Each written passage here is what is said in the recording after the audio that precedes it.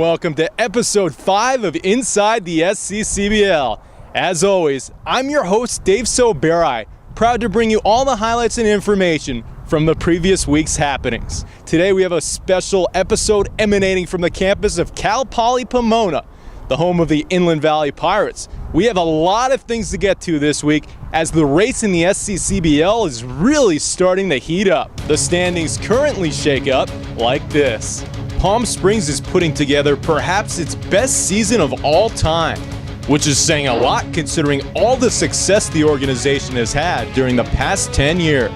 Mark Lakowski leads the team with a 0.93 ERA, and Kyle Crawford has been outstanding, leading the league with 45 strikeouts. TJ Bennett leads the team with 22 RBIs and is also tied with Ryan Roslowski for the lead in runs with 23. And Mark Lindsay is catapulted to a .368 batting average, the highest on the team. The Legends split 2 games at home with the Power and took care of business against the Ventura Pirates in a doubleheader sweep. And here are the leaders for the Long Beach Legends. Aaron Gray is poised to be a second-year All-SCCBL selection, leading the team with a .365 batting clip. Matt Chavez leads the team with 21 runs, and a big reason why is his .482 on-base percentage. Ray Patchen has been Mr. Clutch for the Legends with a team-high 22 RBI. Seems like anytime you need someone to come through, there's Patchen. Danny Ittner has been absolutely sensational with a 0.58 ERA while picking up the victory against the Palm Springs Power. And finally, in the SCCBL, there's one name you don't want to see. That's Cameron McKenzie, because he struck out 27 batters in 28 innings. Team San Diego has won 9 in a row and is starting to look like an SCCBL championship caliber team. Team San Diego is led by Shane Richens. He's over the Ted Williams mark with a .404 batting average. Alex Wick and Mark Rindo lead the team with 20 runs apiece, and Manny Cardero is back in a familiar position, leading the team in RBIs with 14. Not much changes for the pitching leaders for Team San Diego, as Steven Bunnell is still the leader in ERA with a 1.89, and Evan Teller still leads the team with 28 strikeouts. The Pirates dropped 4 tough games to Team San Diego, but rebounded nicely, taking 2 from the Rebels. Kevin Glom was electric in Game 1, hurling 7 innings with 7 strikeouts and no earned runs.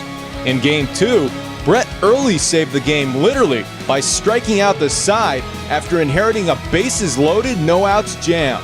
The Heat continues to exceed expectations after sweeping a doubleheader against the Montebello Stars by a combined 19 runs. And here are the leaders for the High Desert Heat. Aaron Cisneros has been absolutely on fire. He leads the team with a ridiculous .444 batting average, 15 runs, and 15 RBI. Michael Pomeran has been electric on the bump with a 1.74 ERA, while Jordan Kelly has been striking out more than one batter an inning.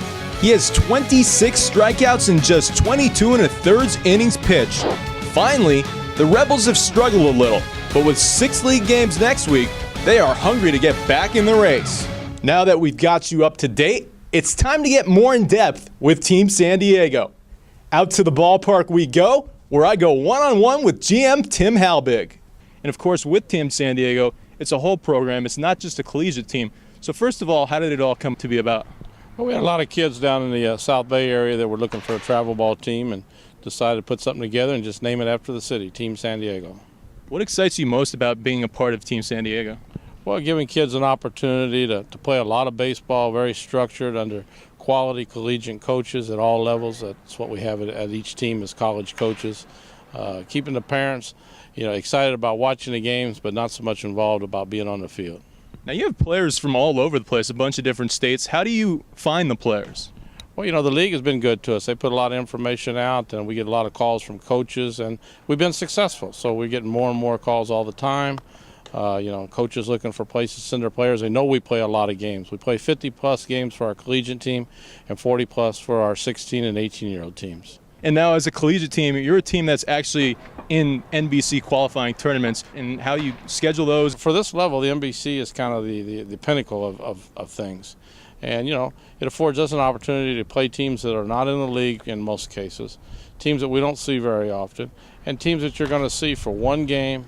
Run them out there, give it your best, and hopefully you're there at the end. We've been somewhat successful. We've never made it to the end, but we've been close a couple times. And how about the facilities? How do you find a facility for each team? Well, it's the good old American way, money. You got to pay for them. It's just like here being at UCR. It's not cheap. It's well worth the efforts, and we charge a little more than most teams, but we try and provide more than most teams and quality facilities. All of our teams from 16 on up play on nothing but college fields. What's most exciting for you in this 2013 for the entire program? Well, just by the fact that we were growing, we're being successful down with the 16-year-old team. They're 16-1 right now. They've won 2 tournaments, moving into one that starts on Thursday. And all of our teams are very competitive and doing well. It's easy to get on board. You just go to our website, which is tsdbb.com. And we got events and programs that run throughout the entire year. We have our own indoor training facility, clubhouse baseball and training facility, and we provide a lot. So if you're looking for an opportunity to be a year-round program, you might check us out. One player who's taken advantage of the benefits is Steven Bunnell.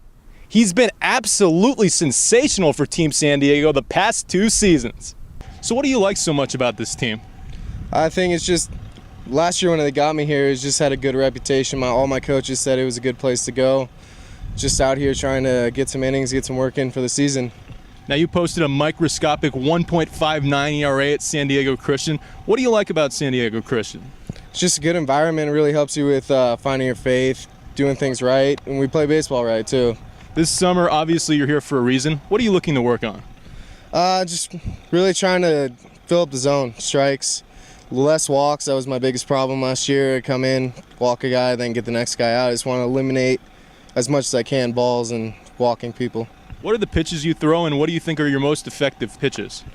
I throw a fastball, slider, and a changeup, but really my most effective pitch is my fastball, just because it moves so much from the way I throw, and to really just live and die off that. What are you most excited for this 2013 season? Just hoping to get to that end of the year tournament. Just trying to do well, keep my ERA down, just kind of help the team win, because I know Tim, our manager, likes to have this place respected, and we want to put up a good record for him. It's summer ball. We're out here to have fun, but we're also here to win, so we have a good time. Well, Team San Diego certainly has had a good time lately, sweeping the season series with the Inland Valley Pirates while winning 8 games in a row. Our next guest is just one more reason why this team has been on such a tear. Alongside the great right-handed hurler from Team San Diego, Randy Wynne. First of all, you're overcoming a major injury. You had Tommy John surgery, you had to redshirt, so that's a big obstacle to overcome. So what was that like? It was pretty difficult. Actually, I was out for 2 years because of my injury, tearing that UCL ligament. But yeah, it took a year to recover after that. And it's been a pretty slow process, but I'm getting back into the swing of things now. Now, one of the things about Team San Diego, and it's very impressive that you'd rehabbed and you're back here playing for Team San Diego, but one of the most interesting things about this program is it's not just a collegiate program. It goes up from high school and 16 and under and all the way down, and you played on the high school team. So what was that like? I liked it a lot. It was usually a fun time, a lot of good guys on the team, and the coaches were always good with instruction, and it was summer ball, so we're usually out there to have a good time. Get wins as well, though. What's the difference between playing for the high school team and the collegiate team? We definitely take things a little bit more seriously. Guys are definitely more oriented on getting to the next level. So the level of play is definitely higher, too. What are you looking forward to work on for this summer?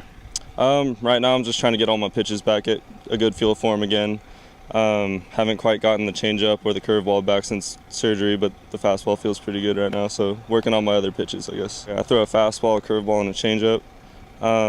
My fastball right now is probably about 88 miles an hour. I kind of throw a 2-seam fastball, and it's got a little bit of movement, and I feel like that messes with hitters a little bit, just enough.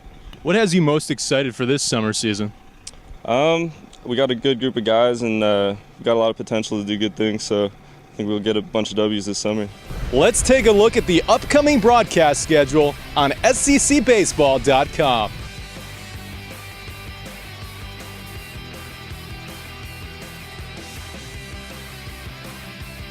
Well, that's all for today. I hope you enjoyed the show, and we'll see you next time on Inside the SCCBL.